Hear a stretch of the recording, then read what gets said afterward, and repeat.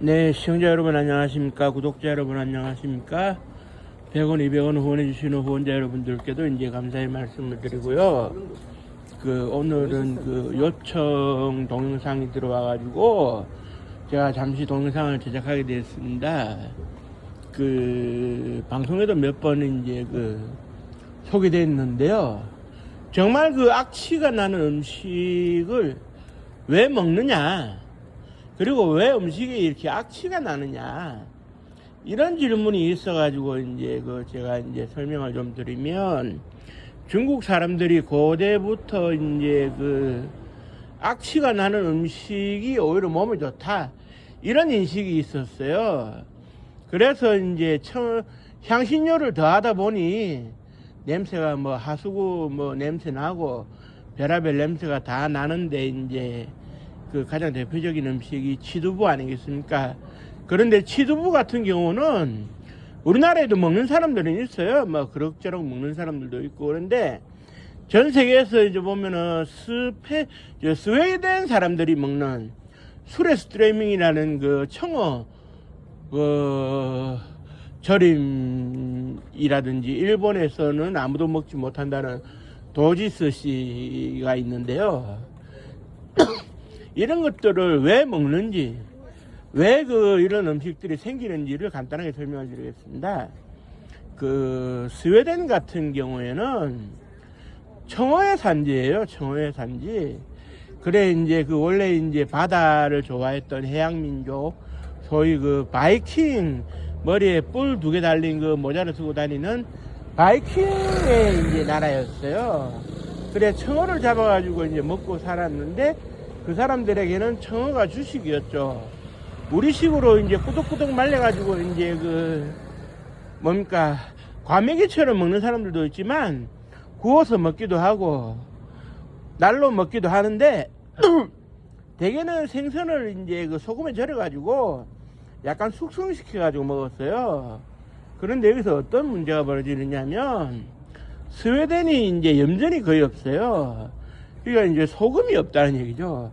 소금으로 청어를 절여야 되는데 소금이 없었어요. 그런데 그때 최고의 소금 산지가 이탈리아였거든요. 그때가 시기적으로 한 1200년대 됐으니까 13세기 무렵인데, 그래 돈을 주고 소금을 사오는데 소금이 엄청 비쌌어요, 그 당시에. 그런데 소금을 살려니까 돈이 모자라고, 그러다 보니까 매년 1이라고 하는 소금이 필요하다 그러면 0.5만 사오는 거예요. 0.5만 돈을 주고. 그러다 보니까 절반 정도가 소금이 부족한 상태에서 청어를 절여가지고 숙성을 시키게 되는데, 정말 소금이 귀했으니까. 그러다 보니까 1이라고 하는 숫자만큼 소금을 집어넣어서 청어를 절여야 숙성을 시켜야 비린내도 많이 사라지고 악취가 안 날 텐데, 소금을 절반밖에 투여를 못 하다 보니까 바다의 비린내부터 해서 온갖 악취가 나기 시작하는 겁니다. 그런데 먹을 게 없었던 스웨덴 바이킹들이 그 청어 절임을 맛있게 먹었어요. 맛있게 먹다 보니까 식탁에서 그걸 계속 지금으로 치면 한 800년을 먹다 보니까 입맛이 굳어진 거예요. 그러니까 2월달이 되면 청어 크레스트렘이라고 하는 통조림 처음 여는 날이 잔칫날이 되는 거죠, 스웨덴 사람들에게는. 그래, 실제로 우리 같은 경우에는 어떻게 되느냐, 청어 냉장 보관되어 있는 보관소를 촬영하러 갔던 KBS의 카메라만 3사람이 방독면을 쓰고 촬영을 했어요. 도저히 촬영할 자신이 안 난다 그래가지고. 그 정도로 냄새가 나는데, 결국 소금 부족으로 소금을 적게 넣고 절이다 보니 이런 일이 발생했다. 이게 첫 번째고요. 그 다음에 일본의 스시의 원조라고 알려지고 있는 도지 스시에 대해서 말씀드리면, 18세기죠. 그러니까 1700년대 초반에 일본에서는 백제로부터 전해 들어온 불교도 있지만 자체 신도라고 했어요. 신을 믿으면서 이 뭐라 그래야 됩니까? 이 땅에 이 토지에서 샘솟아 오르는 신을 믿는 신도라는 게 있는데, 이 신도라는 종교가 일본에서는 아주 중요하죠. 그래서 이제 일본에서는 뭐라 그러느냐면 제일 첫 번째 가는 사람을 신도의 주인공인 신주님이라 그리고 그 다음에 부처님, 하나님 이렇게 얘기를 하거든요. 그런데 이제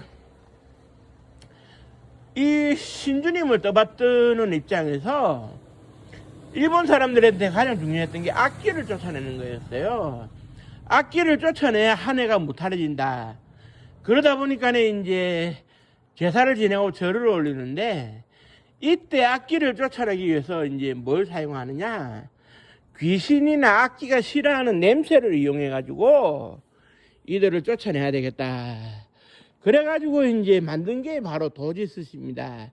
그래서 이제 생선살을 곰삭히게 되고 밥을 지어서 밥알로 이렇게 생선살을 올려 가지고 도지스시를 만드는 게 이제 일본에 오늘날 먹고 있는 스시의 원조가 돼요. 그런데 도지스시는 냄새를 위주로 이제 만들다 보니 아무래도 이제 뭐라 그래야 됩니까? 냄새가 아주 역겹죠. 냄새, 악기나 귀신이 냄새를 맡고 도망갈 수 있도록 하겠다는 그런 신도의 방침에 따라 가지고 만든 거라 가지고 실제로 먹지는 못해요. 그 이제 냄새가 어떤 냄새가 나냐면은 술에 스트리밍 같은 경우 열어놔면 누가 똥을 싼 듯한 똥 냄새가 나거든요. 그런데 인간은 똥 냄새를 자주 맡습니다, 화장실에서. 그나마 적응이 돼요. 그런데 술에 스트리밍은 도지스시는 어떻게 되느냐? 사람 시체 썩는 냄새가 나요. 시체 썩는 냄새가. 그걸 사람이 먹을 수가 없죠. 대신에 그 정도 냄새가 나야 악귀나 귀신이 물러간다. 이런 자기네들만의 판단을 한 거예요. 그래서 이름을 도지스시라고 붙였는데, 악기를 내쫓는다 해가지고. 지금도 일본의 오래된 400~500년 넘은 신사에서 신도를 믿는 신사의 그런 주지들은 매년 도지스시를 만들어서 제를 지내죠.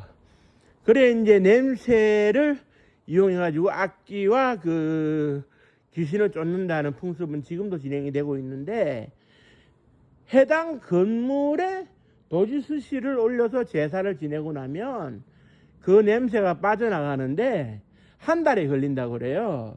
그런데 재미난 것은 일본의 신사에서는 도지스시를 올릴 때 냄새가 역한데 그 냄새를 이겨낼 수 있는 사람만이 주지를 맡을 수 있다고 그래요.